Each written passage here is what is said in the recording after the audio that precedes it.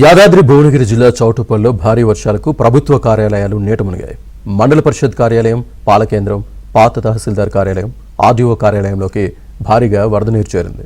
అయితే అధికారులు ముందు జాగ్రత్తగా ఫైల్స్, కంప్యూటర్లు వేరే ప్రాంతానికి తరలించారు. ప్రభుత్వ కార్యాలయాలకు వెళ్లే రహదారిని బ్యారికేడ్స్తో మూసేశారు. 2 రోజులుగా కురిసిన వర్షాలకు వినాయక్ నగర్, రామ్నగర్ కాలనీలు జలమయమయ్యాయి.